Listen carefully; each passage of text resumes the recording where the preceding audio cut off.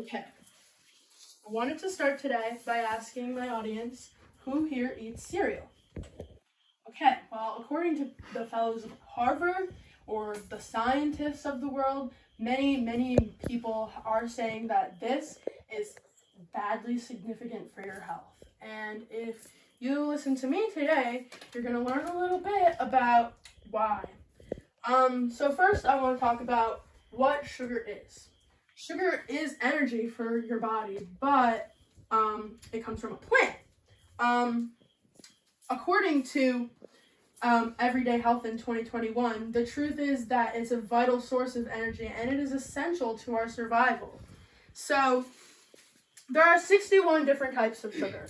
There is fructose and lactose, which happen to be the best sugars for us. Fructose comes from things like vegetables, like lettuce and carrots. It comes from fruits like blueberries and bananas. It comes from honey, which is very good for you. Lactose is a sugar that comes from dairy, like milk, yogurt, ice cream, things like that. And when you're consuming foods like this, you are getting a lot of calcium and fiber and nutrients, which are essential for your everyday health. So these are good for you. When you eat the sugar, it is absorbed by your small intestine, which helps break it down into three main different groups, which are glucose, galactose, and fructose. These are monosaccharides that are important to our nutrition. They get stored in our body, and they get stored in our liver, and they move around our bloodstream using insulin.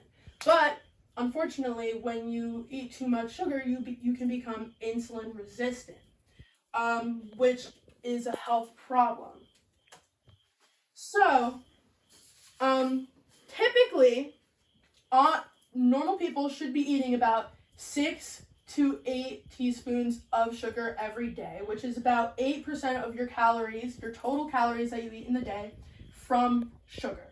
But most people are eating about 17 to 24 spoonfuls of sugar every day, which is 17 to 21% of their calories from sugar. This is extremely bad because it causes indirect issues to our health in many ways, including our cardiovascular health. The sugar can overload our liver, causing fatty liver disease, which is when your liver literally has too much of a buildup of fat. So this on its own can cause even more problems like diabetes, heart disease. It can raise your blood sugar, your blood pressure. It can increase chronic inflammation.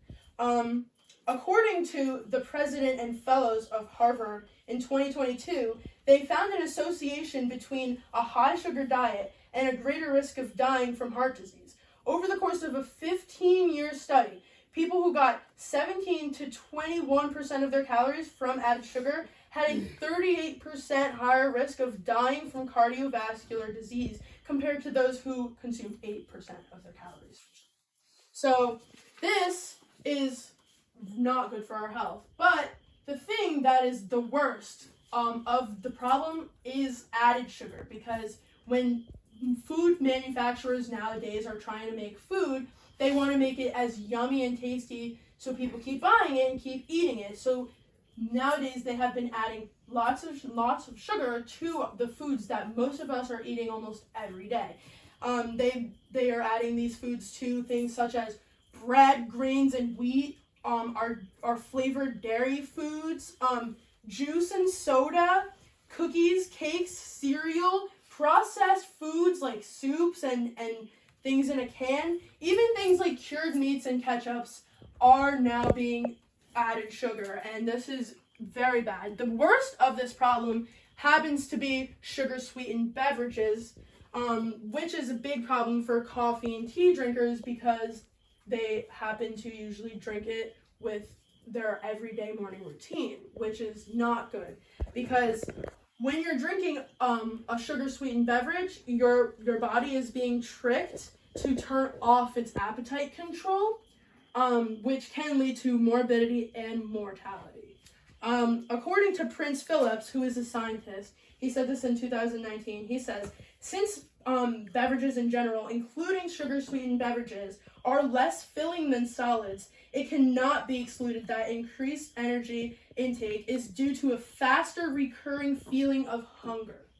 So when you are drinking these sugar-sweetened beverages, you are getting hungrier, and it's not filling you, and it's not satisfying your needs as much as it really should be.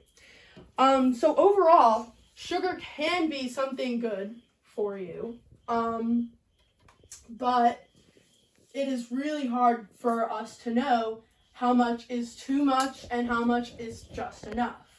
So unfortunately, we are unsure of this at this point because of the fact that sugar has indirect issues to our health, because they do not affect us directly. Thank you. Any questions? No? No questions. I have a question. Okay, what is the Can we go question? back to the other slide? What is that like? That's just all, like the little white dots of the glucose. This is your, okay, so typically you should have a little bit of sugar in your blood, but not an excessive amount. This is when you can become insulin resistant. So like that's a vein, and that's the blood inside the vein. Yes, this is your blood moving through your veins. This is everything that's in your blood, including your red blood cells and the sugar. But you can see people who eat too much sugar do have excess glucose in their blood. You can see the difference, and this can cause insulin not to be able to produce in your blood, which on its own can cause things like diabetes, cardiovascular disease, many different heart problems. It's very problematic to obesity. It is very problematic towards people just getting sick younger. Thank you. Mm-hmm. Any other questions? No, yay. Thank you. Yay!